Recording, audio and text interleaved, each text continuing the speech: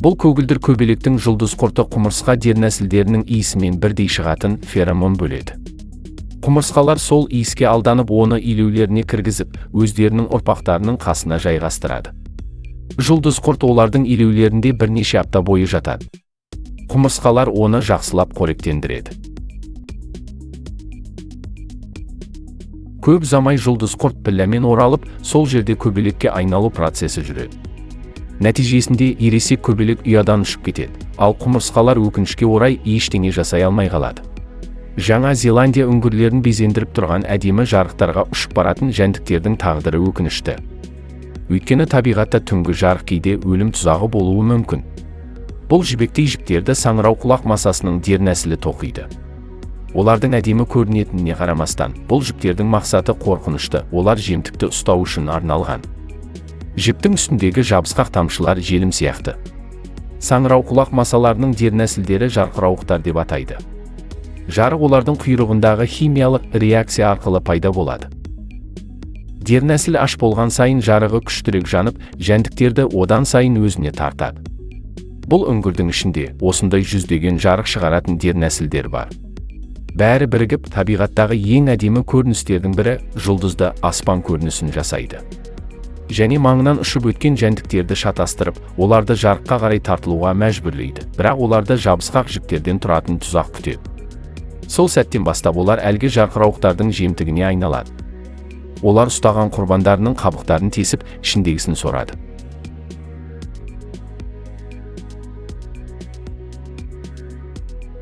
Бір жіптің ұзындығы 1 метрге дейін жетеді. Жемтікті ұстаған соң жарық сөнеді. Бұл энергияны үнемдеу үшін жасалады.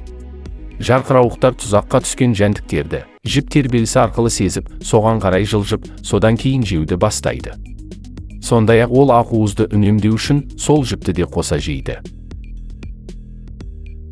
Кейбір жәндіктер бұндай жабысқақ жіпті қорғану мақсатында қолданады. Мысал ретінде, алтынкөз қоңыздың мына әрекетін айтуға болады. Олардың аналығы жұмыртқаларын аш құмырсқалардан ерекше әрі тапқыр әдіс арқылы қорғайды.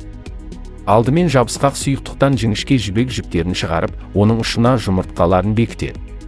Алтынкөз жібекті сұйық күйде құрсақ бездері арқылы бөледі, және ол сыртқа шыққан сәтте қатаяды. Осылайша жұмыртқа ауада қауіпсіз ілініп тұрады.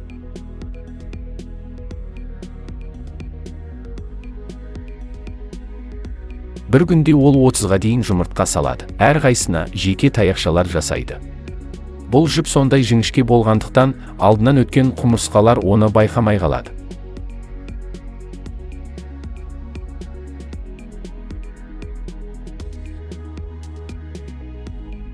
Аналарының еңбекқорлығының арқасында болашақ ұрпақ 3 күннен кейін жұмыртқаларынан аман-есен дернәсіл күйде шығады. Мадагаскарлық біздұмсық қоңыздары да жұмыртқаларына қамқор болу жағынан қалыспайды. Олардың сыртқы түріне мән берсек, құдды бір жасанды интеллекттің көмегімен жасалғандай. Еркектері ұзын мойындарын бір-бірімен күресуге пайдаланады. Жеңімпаз өздеріне ұқсас бірақ қысқа мойынды болатын ұрғашымен қосылады. Ұрғашылары маңызды іспен айналысады. Алдымен жапырақтың талшықтарын кеміріп, кішкентай қатпарлар жасайды. Сосын аяқтарымен жапырақты екіге бүктейді. Кейін оның ұшын орап, ортасына бір ғана жұмыртқа салады. Тропикалық орманда әрбір ұрғашы өз жапырағын осылайша орап жүреді. Олардың іс-әрекеті мінсіз шеберлік үлгісі. Жұмыс барысында еркектері жапырақтағы түрлі паразиттерді қуып, ұрғашыларға көмектерін аямайды. Міне ұрғашының құрылысы аяқталып қалды, соңғы бірнеше қимылдан кейін ұя дайын болады.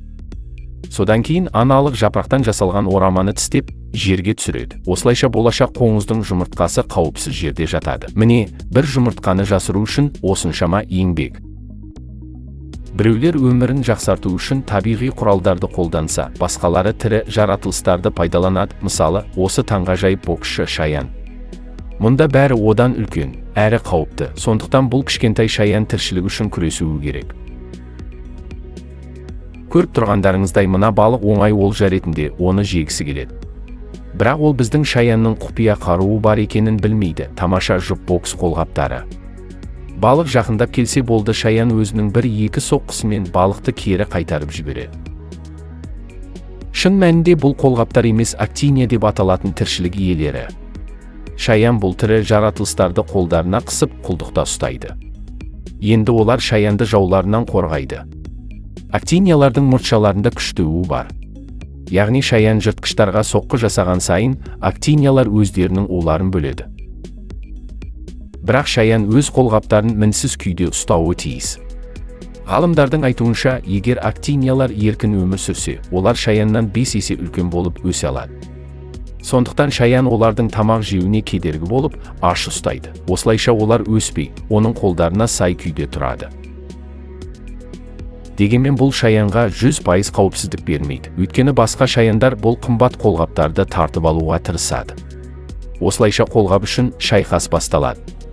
Төбелес кезінде қарсылас актинияның бір бөлігін жұлып алады. Бірақ бұл шаян үшін уайымдайтын жағдай емес. Ол қалған актинияны 2-ге бөліп алады. Актиниялар бұдан өлмейді. Олар бөлінген күйде тіршілік етуін жалғастыра береді. Уақыт өте келе бұл 2 бөлік қайта өсіп, шаянды жауларынан қорғайды. Жалпы, шаяндар арасында көптеген ерекше түрлер бар. Мысалы, солтүстік Австралияның дымқыл жағажайларында өмір сүретін түрі. Бір қарағанда мұнда тіршілік жоқ сияқты, бірақ құмның ішінде сансыз микроағзалар бар, және соларды көпіршік шаян тауып қорек етеді. Ол құмды өте қатты жылдамдықпен илейді. Ішіндегі тірі микроағзаларды жұтып, ал артынан домалақ құм түйіршіктерін қалдырады. Бұл шаяндар өзінің айналасындағы 1 метр радиусты түгел тазартады. Олар асығуы керек, себебі құмды илеу тек ол дымқыл кезде ғана мүмкін. Шаяндар мұқият түрде түйіршіктерді орналастырып, ініне апаратын жолды бос қалдырады. Көп ұзамай бүкіл жағажай кішкентай құм шарларымен көмкеріледі, ерекше көрініс. Содан кейін шаяндар індеріне қайта оралып, келесі толқынды күтеді. Ол жаңа микроағзаларды құмға қайта келеді. Құм басқа да тіршілік иелеріне қорек көзі бола алады. Мысалы, оны тұзақ ретінде қолданатын, африкалық саваннада тіршілік ететін жыртқыш құлық көбелектің дернәсілі. Ол дамыған соң инеліктерге ұқсайтын жәндікке айналады. Ал әзірге ол құм астындағы қорқынышты құбыжық, жалғыз мақсаты жеу және өсу. Ол құмда ойыс шұңқыр қазып, түбінде жасырынып жатады, ал үстінде тек азу тістері көрінеді.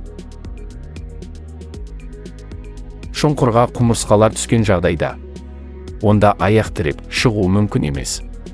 Қанша тырысса да құм аяғынан сырғып кетеді. Ақыры ол шаршайды. Сол кезде құлық көбелек дернәсілі оны ұзын азулармен ұстап, астына тартып кетіп, өзінің түскі ас етеді. Кейде бұндай шұңқырлар бір жерде топтап кездесуі мүмкін. Құмырсқалар үшін бұл нағыз сынаққа айналады. Бірінен құтылса, екіншісіне түседі. Өмірі үшін күресіп, ол жерден барынша құтылуға тырысқан құмырсқаға әлгі дернәсіл құмды шашып, оны төмен қарай құлатады.